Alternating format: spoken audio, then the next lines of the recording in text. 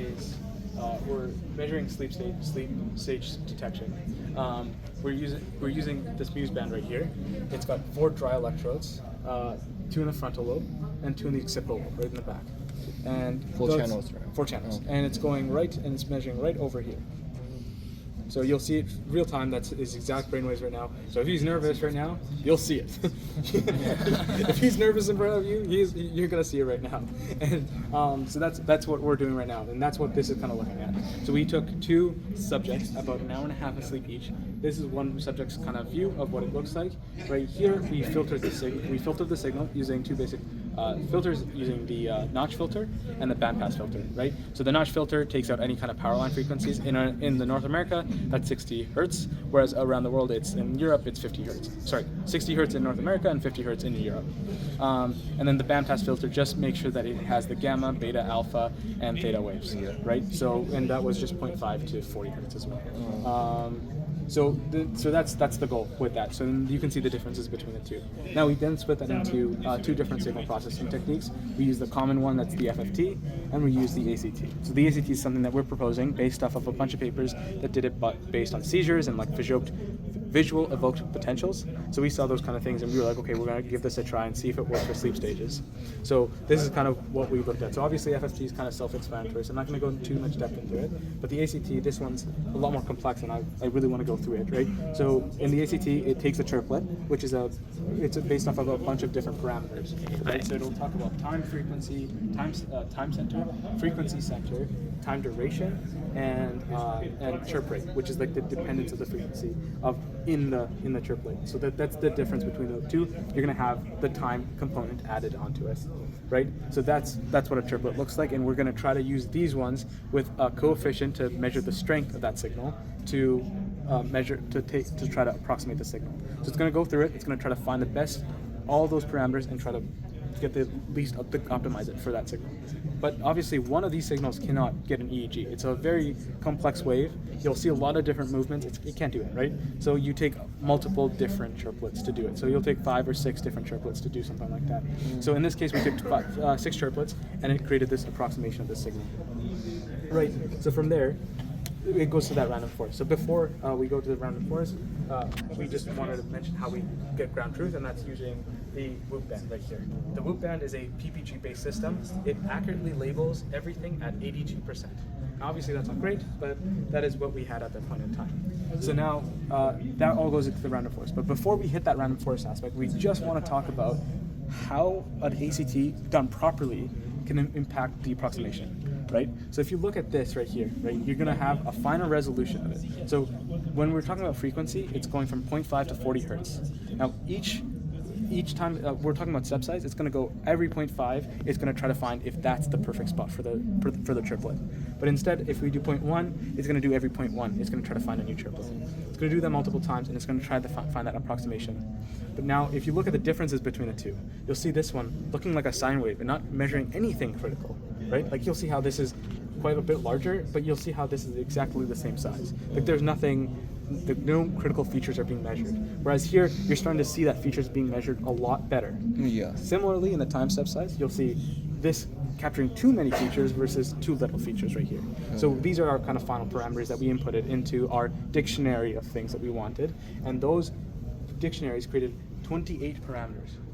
And now it goes into the random forest. The random forest will now do that. Yeah, so you might have known that the triplet transform not only takes the frequency features like the FFT, but it also includes the time features. What happens is that we have a very dense, we include a new dimension feature. So knowing that we only have an hour and a half worth of data, and we include a new dimension feature, we know that we have a very dense feature compared to the data set. So the ratio in terms of the number of features and the data is increasingly higher. So our raw intuition would be to start using a deep learning algorithm. But the problem is when you start using a deep learning algorithm that has a very dense feature data set, you start experiencing things like overfitting.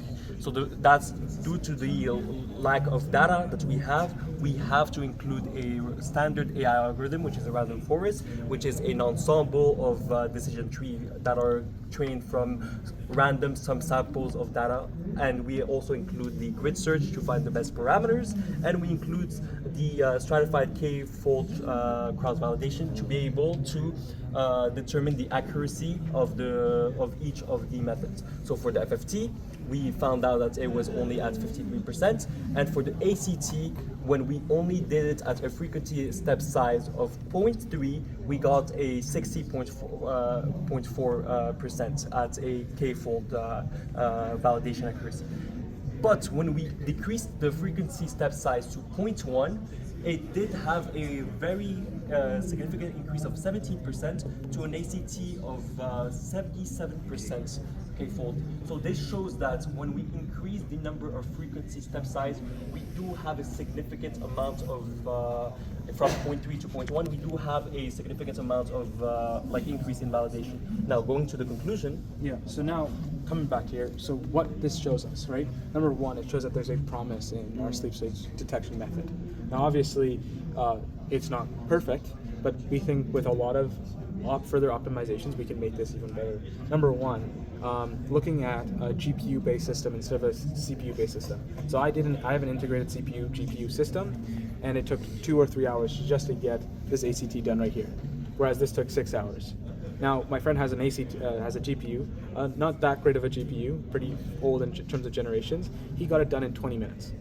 So that's a humongous difference, and then it's not a great, like I said, the comparison of that is also pretty old, so it does it quite quickly.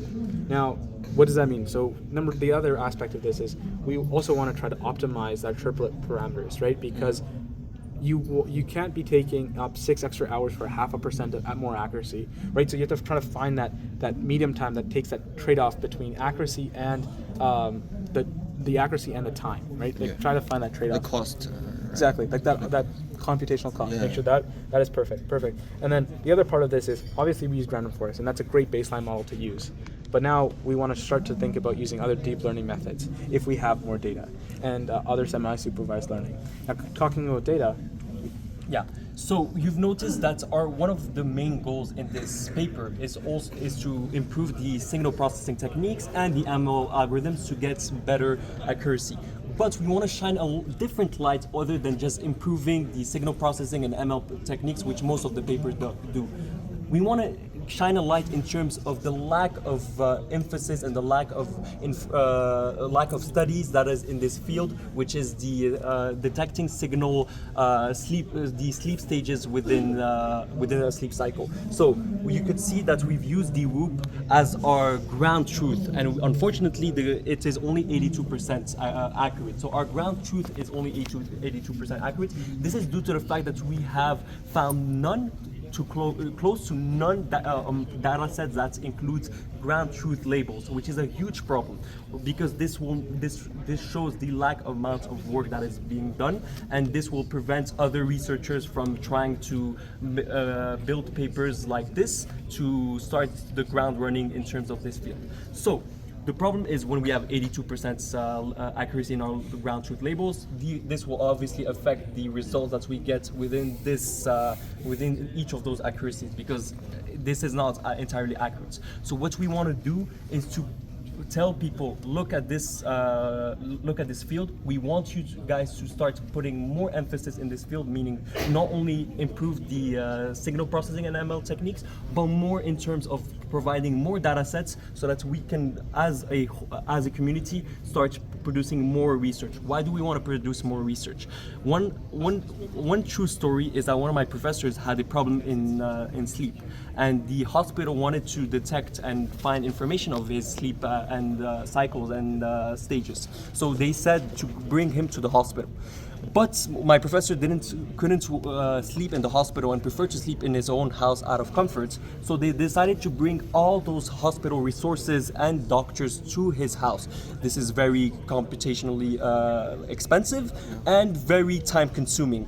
So this problem shows that there is no non-invasive techniques, and this paper introduces a possibility of having a non-invasive techniques where we can, instead of bringing all those hospital those hospital resources, we could have a moose band that could be able to start detecting and providing information in real time to the hospitals, and start having the ability for people to improve their sleep quality, which is at the end improving the human experience. So that's basically our paper.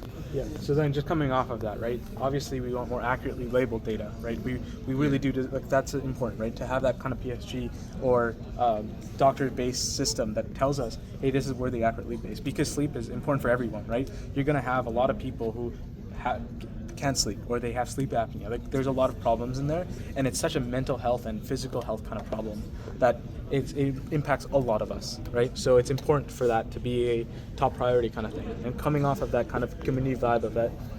Yeah, that just plays into something that Dr. Mann's been highlighting throughout this conference, which is this concept of immersivity, which we're trying to spur a kind of broader social movement in terms of how we consider the technologies that we create as the intersection between the virtual world, the social world, and the physical world, and trying to look at technologies that allow us to extend our reality and also that can be immersed within our reality, where we don't have to make the trade-off of using the technology or being in our environment. And Dr. Mann uses the example of wrapping the computer around himself rather than sitting at the computer to use it. And I think that's a really great kind of analogy for that idea. And we have our pledge here, which is just, it's not a commitment to anything other than the consideration of the idea that the technologies we make moving forward must, and for a better world, have the impact on humanity and the earth in their consideration. And so we'd love it if you'd read through it and just look at the points that we have there. And if you want to sign, there's a pen there. Good. Well, that's it for us. If you've had any questions, please let us know. Okay. Thank you. Thank you. Small question. As far as I know, that different people's EEG are quite differently, right? Right. Yeah. So about your data or about the accuracy, you use the same people's EEG to detect his own, or use other people's. So we had two subjects.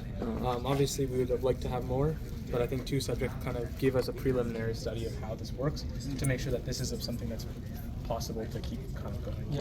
Right? Also use one people to detect data to train the model, and use the model to detect another one.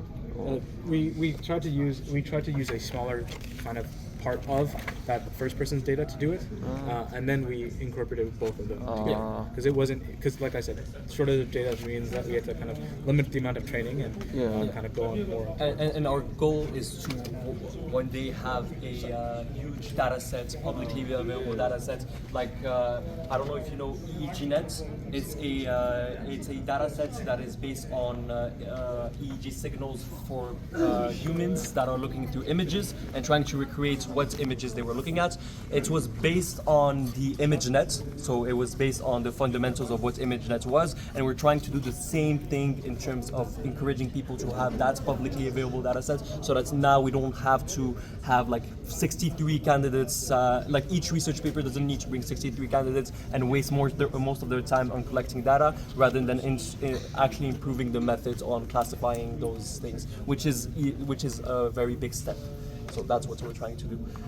And is the whole system real time? Because you mentioned that you use random forest because it's a small model, so you can make it faster. So random forest is this part. So from that part there, random forest is a real time model.